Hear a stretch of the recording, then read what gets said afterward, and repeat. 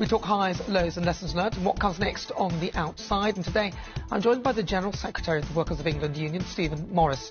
Now, he'll be touching upon some of the mass strikes, information on that. And all of those, obviously, this country is literally stuck in strikes. And we'll be answering your employment-related questions. So have you ever been bullied in the workplace or neglected by your bosses but not know how to deal with it?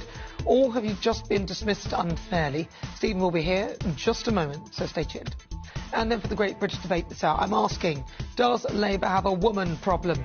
The Labour MP, Rosie Duffield, has claimed her own party has a serious woman problem. Now, this comes as Conservative MP Miriam Cates was subject to heckling and abuse from mostly male MPs on the Labour side of the House after a speech about the Scottish Gender Reform Bill. So do you think Labour has a woman problem? Remember Keir Starmer as well? Does a woman have a penis? He couldn't answer that straight. Email me, gbviews@gbnews.uk, or tweet me at gbnews.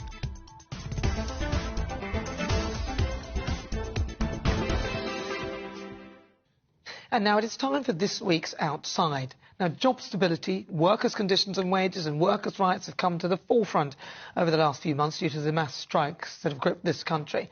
Stephen Morris is the General Secretary of the Workers of England Union, and their goal is to protect workers' rights and ensure job stability. All is to do with unfairness, and they promote unity and winning in the workplace. Now, Stephen's union has also worked with celebrity reggae artist Matt Hoy over his employment issues. Job security and job satisfaction have become a big worry for many workers across this country, and things have changed, especially after the pandemic. So should the majority of the nation's workforce be part of a union? What are the benefits? Well, I'm pleased to say, joining me to talk about this is the General Secretary of the Workers of England Union, Stephen Morris. Stephen, thank you very much for joining me. Thank you for having me. Yeah, it's really good to talk to you. Now, first of all, I want to ask you about these mass strikes. Everyone is going on strike. I mean, why do you think that we've been gripped by this? I know people are saying it's because of inflation, but some of those workers, for example, some of the ASLEF workers, they're paid quite well anyway. So what do you think? To me, it's really a political issue at the minute. That's what's ground to it. The main unions that are going on strike are obviously the ones who support the Labour Party. And so they can see that the Conservatives party are really on the knees. They're unlikely to win the next election, and they're really trying to push the Labour agenda across it. And like you say, some of them are on really good money, and they're not looking, because they're unions that are specific to them industries, they're not looking at the country as a whole, like we would as a general union. We have to look at, if you suddenly give all the public sector all these massive pay rises, what's that going to do to the cost of living? That's going to increase it for the private sector people who have to pay the taxes, pay the bills, put extra strain on them businesses, and possible redundancies and other issues that develop. So they're not looking at the entire bigger picture. They're looking at a political agenda with Labour. Well, I mean, I know that is one of the things that one of the secretaries at the PCS union, was it Mark Sawatska? He's the one that said actually they want to bring down the government with the strikes. Yeah. Those were his words. It was in a paper, and he said that, and he was quite comfortable with saying it. So, you know, what you're saying in big terms in some of those unions, especially for the civil service union, does seem to be true. It is. One of the things when you looked at the initial strikes, it was the train drivers. People looked at how much money they were on and thought, hang on, we were on nowhere near that. That's good money. Yes, there's a cost of living. So with any household, it's not just how much you earn, it's how much you're spending. But then they tended to move it into areas that they thought people would have sympathy with them. So they then moved it to the NHS, and they've moved it to education. They're looking at the teachers. So they've moved it into areas where they think they can get more sympathy. But again, it's still to try and bring down the government earlier than they want to. Do you think that the pandemic has got something to answer for with this? Because a lot of people, you know, they got used to staying at home and, you know, being paid pretty well for doing not much, furlough. People got this sort of complacency about them. The cost of living to us is a cost of lockdown. That's what it is. You had the internal workings of the country locked up. Businesses weren't making money. People were being paid to stay at home.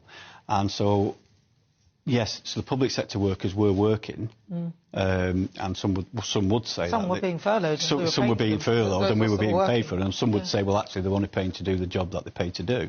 You know, but the cost of lockdown issues have affected everybody, and our businesses are struggling. You know, you've seen the high streets now are really struggling. A lot of places are starting to look at whether they can continue working or not. So we've got to look at the bigger picture, and even if they give the public sector all this pay rise, and depending on who you speak to, it can vary between 500 and 700 million per 1%. That's going to increase the cost of living because somebody's got to pay for it. Well, that's the thing. And actually, so what does really will get me really annoyed is the fact that, especially the train drivers, they were paid furlough because obviously there weren't really any trains running. So they were paid furlough for not doing anything. Yeah. And now saying, oh, it's not fair. And it's like, well, hold on a minute. Some of us had to work, in particular the nurses, who I believe should be paid more. I do think they should be paid more. Yeah. But I think that they have to be realistic with it. Well, there's bigger conditions with the nurses. One of the things that we noticed with these strikes is we didn't really see a work to rule. We didn't see the banning of overtimes or stopping of overtimes. We just seemed to go straight to strike action, which is usually the last resort. So nobody's been mentioned about the overtime bans. So it seems as have people been happy to earn the overtime money in preparation for when they don't get paid on the strikes. These are other arguments that we need to look at, but there is serious staffing issues within the public sector, especially with nurses. These issues to do with beds. But also, we've got to look at where some issues are at the moment with the beds in the NHS. 40,000 care home workers got dismissed because they didn't want to take part in the clinical trials. So, where were the unions on that? When you say clinical trials, you're talking about COVID? I'm talking about COVID, yeah, which was on clinical trial. That was the yellow card reporting's phrase. But the issue is there, these care homes now haven't got the facilities to take people from the hospitals. That's causing a bed block.